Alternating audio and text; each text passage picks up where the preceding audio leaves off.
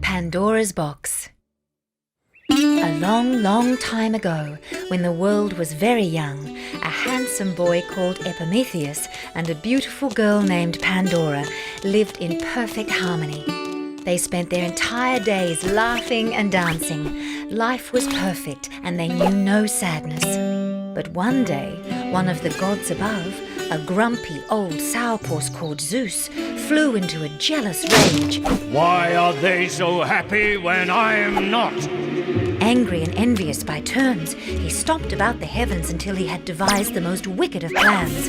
But he needed help to carry it out. Hermes, attend me. I have a job for you. And so it was that on earth the god Hermes could be seen struggling towards the door of the young friend's house. He appeared at their door tired and exhausted. He explained that he was on his way to deliver a huge golden box. He begged a place to rest his tired bones and somewhere to leave his sacred cargo while he performed another errand.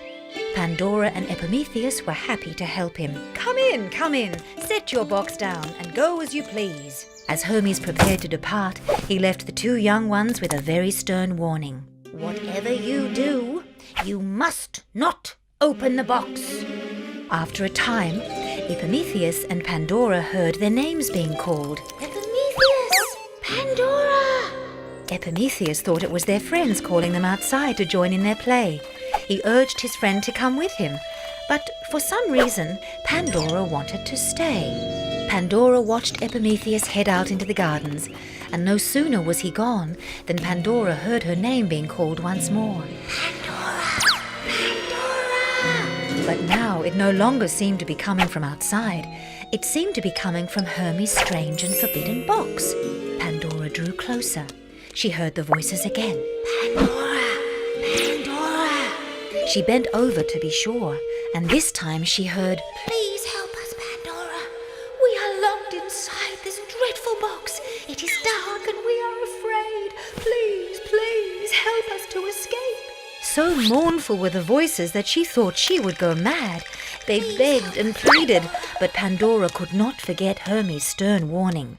Pandora turned away, trying to ignore the pleas, but there was such sorrow in the voices that finally she could stand it no longer. As if in a trance, she glided towards the box and wrestled with the golden chains around its girth. At last the ties fell to the floor, and Pandora slowly, nervously lifted the lid. No sooner had she done so than she realized she'd made a grave mistake. From out of the box came tiny, sharp-toothed brown moths. They circled round the ceiling before swooping down on Pandora, stinging her skin. All her life, Pandora had only felt joy and happiness. Now, Pandora experienced new feelings of anger, pain, and sorrow.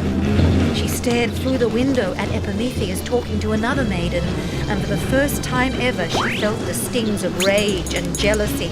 She looked up and saw herself in the mirror and felt shame and regret. The moths swarmed out of the window, stinging everyone they met. Pandora saw new feelings expressed on their faces too. She saw envy, suffering, bitterness, and greed. Pandora slumped to the ground, not even bothering to fight off the stinging creatures. So heavy was her sadness at what she had done. She looked up to see Epimetheus in the doorway, and for the first time, he yelled in anger at Pandora. "What have you done?" And then a high voice broke through. "Please, let me out. Don't be afraid. I can help." Pandora stared. After the tragedy she had already caused, what more harm could be done? And so Pandora went once more to Hermes' golden box and slowly lifted the lid. This time, a shaft of white light beamed forth and turned itself into a beautiful butterfly. It landed briefly on Pandora's shoulder, and she knew she had been touched by the light of hope. And in that touch, all the stinging wounds on Pandora's body were soothed and healed. It fluttered across to Epimetheus and did the same for him.